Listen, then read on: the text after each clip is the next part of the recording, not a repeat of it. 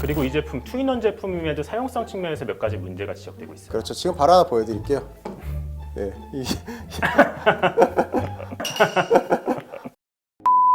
여러분들께 유용한 IT 정보를 드립니다. 블로터 텍스가 지금 시작합니다. 저는 블로터의 이로 기자고요. 제인테크리비의 개사장입니다. 반갑습니다. 네, 반갑습니다. 자, 오늘은 예고했던 대로 삼성전자의 갤럭시북 프로 360 제품 들고 나왔는데요. 지난 4월에 출시된 제품이고 이미 리뷰 영상도 많이 나와 있어요. 근데 호평도 좀 많이 보이죠? 의뢰 없이 거의 그 정도로 약간 비판이 많은 것 같기는 해요. 네네. 왜 그럴까요? 그냥 간단히 좀 이야기해볼까요? 이제 개인적인 생각이긴 하지만 삼성의 뚜렷한 이 제품의 방향성, 너무 개발 철학이 조금 부족했었던 게 아닐까. 좋은 아이디어를 많이 모았는데 뭐 그거를 구체화하는 방법이 좀 부족했다라고 볼 수 있을 것 같습니다. 사실 저희가 노트북 제품이나 뭐 어떤 모바일기든 써보면은 그러면은 그 회사가 이 제품을 어떤 방식으로 어떤 생각으로 이걸 만들었을까에 대해서 저희가 대략적으로 읽을 수는 있잖아요. 그렇죠. 근데 이 제품을 저도 써보면서 삼성에서 왜 이런 제품을 만들었을까에 대해서 좀 궁금해지기는 했던 제품이었던 것 네. 같아요. 그런 측면에서 저희가 오늘 할 이야기들이 좀 있을 것 같아요. 네, 많죠. 네네. 저희가 이 제품 한번 다뤄보면서 그러면서 삼성에서 왜 이런 걸 만들었을까를 저희가 짐작해보는 걸 좀 본격적으로 다뤄보도록 하겠습니다. 일단 이 제품 포지셔닝에 대해서 좀 이야기를 해주시죠. 삼성 노트북들이 모델명으로 등급이 나눠지거든요. NT300, NT500, 700, 900 이렇게 가는데 기존에 있었던 갤럭시북 이온하고 플렉스 시리즈가 NT900번대였어요. 네네. 갤럭시북 프로 새로 나온 시리즈들도 NT900번대거든요. 네. 사실상 플렉스하고 이온의 상위 호환이라고 보기보다는 그거를 계승하는 제품이라고 보시는 게 맞을 것 같습니다. 그렇죠. 앞으로 플렉스하고 이온이 단종이 된다는 소문도 있어요. 그래서 그런 걸로 봐서 이제 아예 라인업 재정비 개념이 아닐까 싶습니다. 맞습니다. 저희가 한번 장점부터 한번 이야기해보죠. 단점 이야기를 하면 사실 시간이 좀 오래 걸리기도 합니다. 그렇죠. 일단 장점은 네. 뭐 처음에 스펙시트에서 거의 다 드러나긴 했지만 정말 얇고 가볍고 이뻐요. 그러니까 15인치 투인원 중에서 이렇게 얇고 가벼운 거는 거의 없거든요. 네네. 그래서 이렇게 가볍고 얇은 저전력 노트북들은 보통 15, 18W 정도 유지하는 게 일반적이에요. 요거는 그래도 20W 이상 유지가 그래도 가능은 하더라고요. 네네. 전 솔직히 이건 막 12W 정도에 빌빌거릴 줄 알았어요. 처음에 나왔을 때. 네, 근데 그런 걸 감안하면 좀 기대 이상이다라고 말씀드리고 싶은데 뭐 굳이 단점이라고 하자면 최대 성능 모드에서 팬 소음이 조금 크기는 하지만 네네. 저소음 모드로 사용하면 뭐 이건 큰 문제가 되진 않으니까 네. 그리고 내부 쿨링 구조도 되게 좋은 편이에요. 이렇게 얇은데 저는 듀얼 쿨링 팬이 들어가 있을 거라 생각을 안 했거든요. 네. 듀얼 쿨링 팬도 한 군데 몰아준 게 아니라 양방향으로 뻗쳐나가는 그런 구조이기 때문에 열 발산이 제법 효율적으로 잘 됩니다. 네네. 저희 이제 제품 단점도 한번 이야기해 보겠습니다. OLED 디스플레이 들어가는데 FHD예요. 그렇죠. 뭐 사실 일반적인 노트북에서 FHD면 충분하기는 한데 트윈원 제품 특성상 막 이렇게 접어가지고 가까이서 봐야 되는 경우도 되게 많잖아요. 네네. 그러면 그런 상태에서 FHD가 조금 아쉽기는 해요.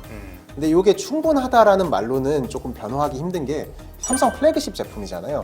이게 NT700번대도 아니고 NT900번대 갤럭시북 프로잖아요. 네. 그럼 프로다운 모습을 좀 보였어야 하는 게 아닐까.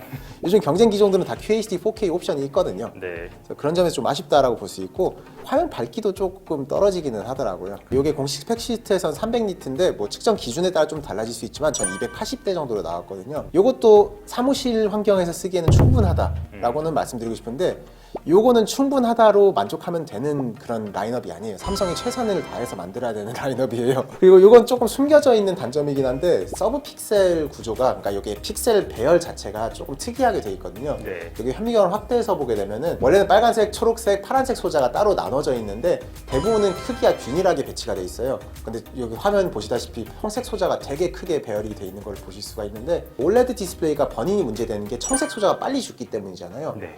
근데 이것 때문에 생기는 문제가 각 픽셀의 크기가 동일하지 않으니까 텍스트 해상도가 조금 떨어진다라는 느낌이 있기는 해요. 그러니까 테두리가 명확하게 구분이 되지 않고 조금 번져 보인다라는 느낌은 있기는 합니다. 그러니까 이게 다 하나로 귀결이 돼요. 네네. 번인을 막기 위해서 여러 가지 방법을 썼다. 낮은 해상도 넣어줬고 최대 밝기 높이 못 올라가게 했고 그리고 이제 청색 소자를 좀 비정상적으로 키웠다.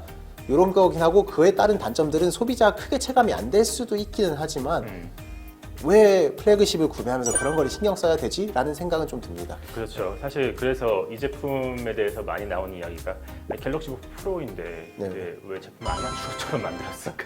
이렇게 할 거면 차라리 저는 갤럭시북 이온2 시절에 그냥 IPS 디스플레이가 나았다고 생각해요. 네네. 그리고 이 제품 투인원 제품임에도 사용성 측면에서 몇 가지 문제가 지적되고 있어요. 그렇죠. 지금 바로 하나 보여드릴게요. 예. 그리고 이 제품 지적되는 부분이 전원 위치가 예. 왜 키보드 부분에 있을까에 대한 이야기도 많이 나오더라고요. 그렇죠. 전원 위치를 보시면은 여기에 키보드에 달려 있어요. 네네. 일반적인 트위너는 여기죠? 이렇게 측면에다가 달아주는 경우가 많거든요. 네. 이것도 굳이 생각을 해보자면 이유가 있었을 것 같아요. 측면에다 달아주면은 지문인식 센서가 너무 좁아지니까 뭐 인식률이 안 좋아지지 않았을까도 있고, 네. 뭐 그리고 이제 여기 앞에다가 달아주는 거에 대해서 크게 문제가 보통 된다고 하는 게 이렇게 뒤집으면은 키보드가 비활성화 되거든요. 이렇게 만져도 이제 입력이 안 되게. 그러면서 전원 버튼까지 비활성화 되는 경우가 많은데 그럼 이 상태에서 끄고 켤 수 없지 않느냐가 되잖아요. 네네. 그런데 이 상태에서도 이 뒤에 버튼은 전원 버튼만 인식이 되게 만들어놨어요. 네. 그래서 이렇게 끄고 키고 할 수가 있는 거죠. 네네. 그래서 이런 측면에서 크게 불만 없는데 지문 인식하려면은 막 이렇게 손으로 뒤에 위치 찾아야 되고 하는 건 불편하긴 합니다. 네네. 이걸 해결할 수 있는 간단한 방법이 좀 있었어요. 그건 바로 안면 인식 기능을 넣어주는 거죠. 그렇죠. 플래그십 제품에 안면 인식 기능을 넣어줬으면 좋았을 텐데 근데 이 제품에 들어가지 않았다는 거에 대해서 사실 좀 아쉬운 부분이기도 합니다. 요즘 100만 원 초반대도 안면 인식 넣어줘요. 이 제품 저희 평가도 사실 그렇고 세간에 나오는 전반적인 평가 자체도 좋지 않은 것 같아요. 근데 왜 그럴까? 그러니까 제품이 뭐 잘 만들었고 못 만들었고 그런 걸 떠나가지고 왜 그럴까에 대한 궁금증이 생깁니다. 삼성 기본적으로 투인원 노트북에 대한 경험이 부족하진 않거든요. 그러니까요. 예전부터 많이 만들기도 했고 뭐 S펜이라든지 뭐 터치 인식 이런 디스플레이에 대해서 되게 경험이 많아요. 네. 그런데도 불구하고 이렇게 만든 거는 약간 마케팅적인 이유가 있지 않나 생각을 해요. 이번 갤럭시북 프로 시리즈의 가장 큰 문제점 중 하나가 지나치게 경량화를 시켰다라고 생각을 하거든요. 네. 얇고 가벼운 노트북 다 이쁘고 좋죠. 마케팅하기도 좋고 이렇게 얇고 이쁘게 잘 만들어냈습니다라고 할 수 있는데 그에 따른 설계적인 단점들이 많이 생긴다는 거예요. 네네. 그나마 쿨링은 잘 잡고 넘어가긴 했지만 뭐 힌지 이슈라든지 아니면 요즘 내구성이나 그 QC 마감 이슈들이 조금 있거든요. 결국은 삼성이 그램을 잡기 위한 프레임을 너무 세게 잡은 게 아닌가. 네네. 국제시장에서 HP나 레노버 뭐 이런 대형 제조사들하고 좀 어깨를 좀 나란히 했으면 하는 생각은 좀 개인적으로 욕심이 있거든요. 네네.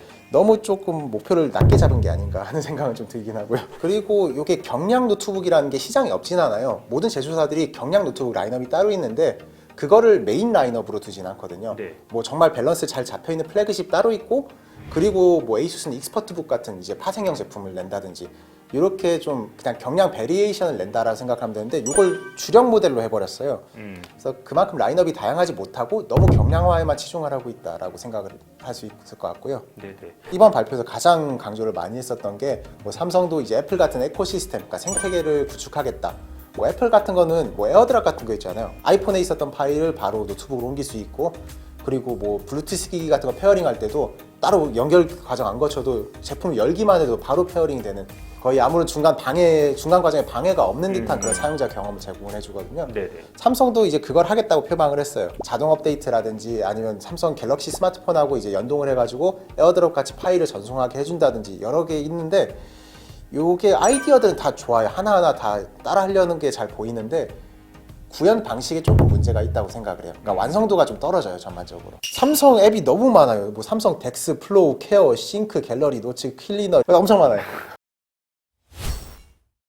삼성은 마이크로소프트하고 손잡고서 이런 생태계를 만들고 있는 거잖아요. 그리고 애플은 자체적으로 이런 생태계를 만들고 있는 거고 전 거기서 삼성의 에코시스템, 애플의 에코시스템의 차이가 발생하지 않느라는 생각이 들었어요. 저는 개인적으로 이 에코시스템에 대해서 부정적으로 보진 않아요. 저도 예. 네, 방향성 자체는 잘 잡은 것 같아요. 왜냐하면 애초에 이런 것들이 없는 거하고 있는 건 분명히 차이가 있거든요. 네.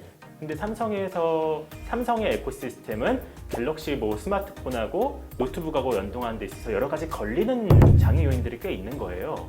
예컨대 뭐 로그인을 한다거나 그런 절차들이 있을 때 마이크로소프트 로그인이 막 들어가기도 하고 그렇죠. 그런 측면에서 되게 부드럽지 않게 계속 네. 막히면서 잘 안 된다라는 느낌이 드니까 삼성의 에코시스템이 가지고 있는 지금의 문제가 드러나는 것 같기도 합니다. 근데 요거는 시간이 부족하기 때문에 어쩔 수 맞아요. 없는 거긴 해요. 근데 네. 애플이 생태계를 구축한 것 자체가 한 번에 그냥 우리가 이런 기능 쫙 냈습니다. 사용해 주세요. 이게 아니라 이번에 신기능이 나왔습니다. 매년 하나씩 이렇게 사용자들이 천천히 적응시킬 기간이 있었잖아요.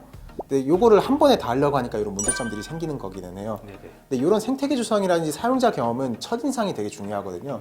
근데 지금 첫인상이 썩 좋지를 못하다는 게 나중에 나아질 수는 있긴 하겠지만 그때 가면은 사용자들이 외면해버리는 시점이 올 수도 있거든요.